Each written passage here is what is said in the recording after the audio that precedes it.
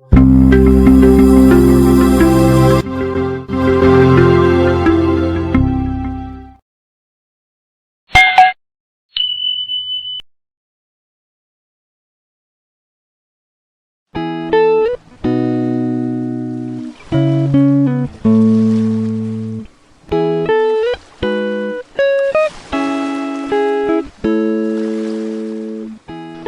itu tak biasa. Saat mentari menyongsong hari, aku seperti rerumput yang gelisah akan lepasnya sang embun, seperti dedaun yang bimbang karena terpana angin. Aku diam di pojok kelas, menunggu ramainya celoteh teman-teman. Kebetulan pagi itu aku yang paling awal datang ke sekolah. Deretan pintu-pintu kelas menganga. Hanya ada tukang kebun sekolah, Pak Damis, yang nampak di halaman. Pintu ruang guru tertutup rapat. Di sisi arah selatan sekolah, tepat bersebelahan dengan pohon beringin, juga nampak ibu-ibu yang berjualan. Aku masih diam, seperti bocah yang tersesat di tengah jalan, memandang nanar setiap penjuru halaman. Sepagi ini sudah datang, Cong. Pak Damis membuyarkan lamunan. Iya, Pak Damis, jawabku ringan. Jelang beberapa menit kemudian, satu persatu teman-temanku berdatangan.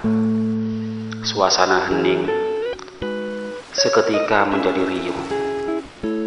Hai, Cong. Gadis itu menyapaku. Tatapan matanya membinar.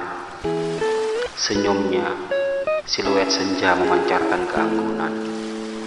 Padma namanya, putri seorang kiai yang saban pagi membuhul sarung, melipat kaki. Terkadang aku menyaksikannya meneguk secangkir kopi, molang ngaji di sebuah surau kecil dekat pantai. Banyak berdehem, terkadang memukul-mukul rotan di badan tempar tatkala salah seorang muridnya kurang betul ngajinya. Gadis itu pada babak berikutnya disukai sepupuku. Tentangnya sungguh lucu sekaligus mengesankan. Assalamualaikum anak-anak. Salam usul secara otomatis menghentikan obrolan kami. Waalaikumsalam, Bu. Riuh kompak kami menjawabnya. Usun wali kelas kami, riang dan nampak seperti tak pernah ada kesedihan. Barangkali rasa sedihnya yang ditinggal pergi suaminya setahun lalu ia kubur dalam-dalam. Suaminya meninggalkannya lantaran lebih memilih perempuan lain yang lebih gemukan darinya. Busun yang saat ini kurus kerontang baginya tidak menarik lagi. Laki-laki pengkhianat seperti dia, untuk apa diharapkan lagi? Begitu kupingku mendengarnya di balik pembatas triplet saat ia ngobrol dengan Bu Leha di ruang guru. Kebetulan ruang kelas kami dengan ruang guru bersebelahan. Apa saja yang diobrolin guru dengan bebas kami mendengarnya. Semenit kemudian, Busun membuka tas yang tergeletak di mejanya. Diambillah satu buah buku, entah apa judulnya. Sejurus ia memperhatikan kami satu persatu, lalu menyuruh kami mengeluarkan satu buku yang biasa disebut buku khusus nyanyi-nyanyi. Aku pun mengeluarkannya dari dalam ransel plastikku. Meskipun kami di kelas tinggi, menyanyikan lagu anak-anak seperti barang wajib yang tak boleh ditinggalkan. Kali ini aku belajar menyanyi lagi, pelajaran yang menurutku mengasyikkan. Bagiku, yang paling asyik ketika belajar menyanyi adalah saat memukul-mukul bangku kencang-kencang, layaknya drummer kondang. Ambilkan bulanmu, ya begitu judulnya sekarang. Setelah minggu lalu tik-tik-tik bunyi hujan, aku tak begitu semangat. Lagu Ambilkan Bulanmu terlalu lembek bagiku. Aku tak bisa menjaga tempo lagu dengan musikalisasi pukulan bangku yang biasa aku mainkan. Aku asal-asalan menyanyi sambil menaruh pipi sebelah kiri di meja tulis. Ya, tidak semangat. Sama sekali tak semangat. Bu, sekarang siang, bulannya tak ada. Aku komplain. Dibarengi gelak tawa teman-teman. Ibu guru yang satu itu tersenyum ramah. "Jong, kita belajar nyanyi nak," katanya lembut. Sejurus melemparkan sungging senyuman di semua penjuru ruang kelas itu. "Lagunya lemes bu," lanjutku. Kemudian aku diam, seperti tak ada hasrat untuk menyanyi lagi. Kelas 4 berlalu. Kini aku naik ke kelas 5. Dengan pasti, Bu Sun tidak lagi menjadi wali kelasku. Namun, ada cinta di sana yang membakar jiwaku. Di lorong-lorong kecil tempat kami bermain petak umpet saat istirahat dan jam pelajaran kedua belum dimulai. Cinta itu tumbuh bersemai sekalipun musim kemarau. Nyatanya, cinta itu hanya sebatas cintaan, bukan cinta sebenarnya. Hanya cinta monyet rupanya. Kalian tahu, di kelas baru itu, aku sekelas bahkan sebangku dengan adik sepupuku yang usianya lebih muda 7 bulan dariku. Ia tidak naik kelas lantaran sering bolos, bahkan pernah sebulan berturut-turut tidak masuk kelas. Lebih menarik, ia jatuh cinta padanya, pada seorang gadis yang tatapan matanya membinar, yang senyumnya siluet senja memancarkan keanggunan itu. Putri seorang tokoh kiai pemilik surau kecil dekat pantai itu. Hujan rintik saat yang tepat menulis surat. Begitu mungkin isi benaknya. Waktu itu jam pelajaran belum dimulai dan para guru masih menyiapkan segala perlengkapan di ruang guru. Aku di sampingnya, menyaksikan gelagatnya yang mencurigakan. Mendongak lalu merunduk, mendongak lalu merunduk. Seperti ayam kelaparan yang mengais makanan di balik rumput kering.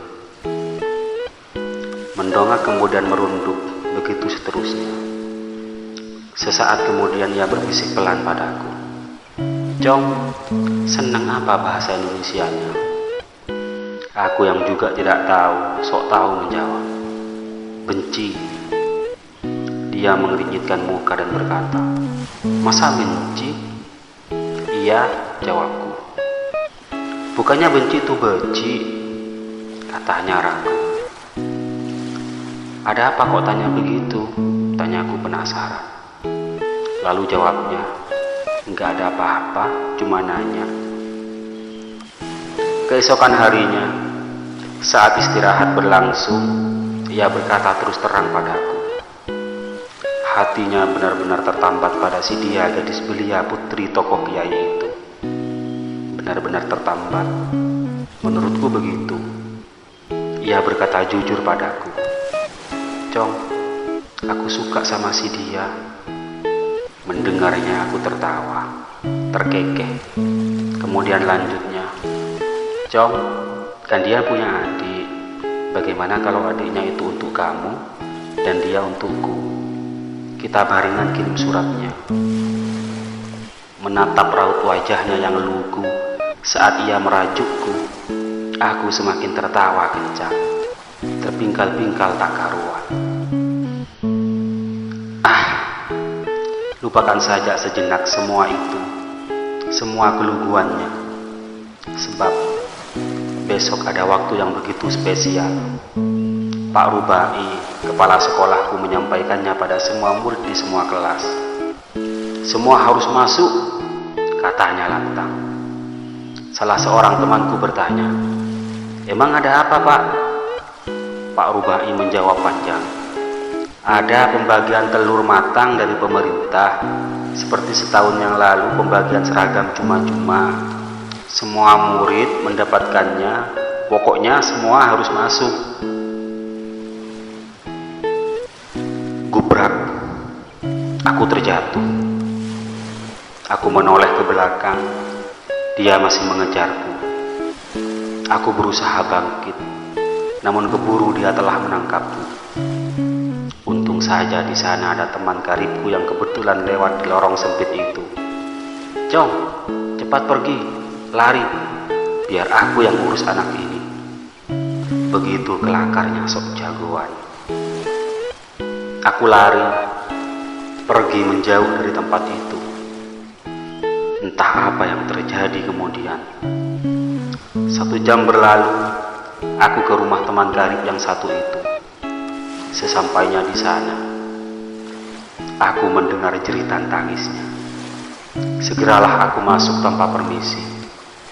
Kemudian ibunya bertanya padaku dengan nada getir, "Jong, ini berkelahi sama siapa?" Aku tidak menjawab, malah bertanya, "Kawan, kamu kalah tanding ya?" Aku melihat di betis kirinya keluar darah bercampur nanah. Darah bercampur nanah itu keluar dari gundukan bisul yang membengkak, seolah diriku juga merasakan sakitnya. Kejadiannya berawal dari sebuah tim medis postu kesehatan yang ada di desaku sedang melakukan penyuntikan imunisasi difteri. Penyuntikan dimulai dari kelas 1. Aku yang melihatnya dari jendela kelas. Nampak tim medis berseragam putih-putih dengan menenteng peralatan medisnya.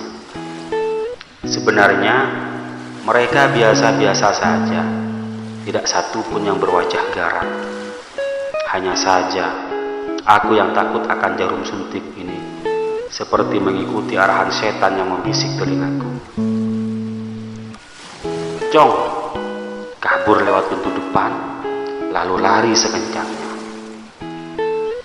Kemudian dari arah yang cukup jauh, salah seorang guru memekik, "Kejar dia!" Akhirnya si Abdul yang jabatannya ketua kelas mengejarku hingga ke lorong-lorong sempit perkampungan. Adegan kejar-kejaran pun terjadi seperti sinema televisi. Inikah yang dimaksud Pak Rubai pembagian telur matang kemarin itu? Inikah hari spesial itu? Pak Rubai tega-teganya mengibuli kami semua. 1 minggu berlangsung. Surat kami layangkan.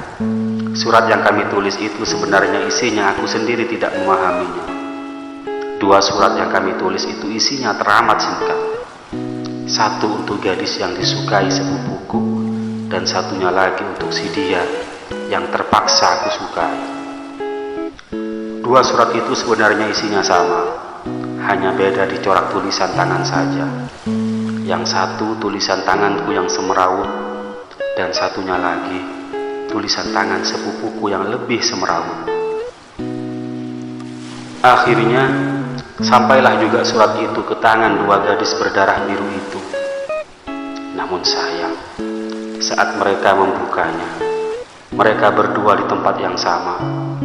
Di antara mereka dengan mudahnya bertukar surat yang mereka terima. Nahas benar nasib surat cinta itu. Mereka, kedua gadis itu tidak mampu membacanya. 1 karena belum bisa membaca, buta aksara. Satunya lagi, si Padma, gadis yang tatapan matanya membinar dan senyumnya siluet senja memancarkan keanggunan itu, tidak bisa membaca tulisan tangan kami. Surat kami berakhir di perut tong sampah, bahkan di depan mata kami. Sungguh mengenaskan. Cinta ternyata benar-benar tak mesti dimiliki. Sekedar bersambut balas pun tidak. Tragis. Tenang saudaraku, masih banyak kertas yang bisa kita tulis. Bisikku belan. Ya, untuk mereka buang di tong sampah.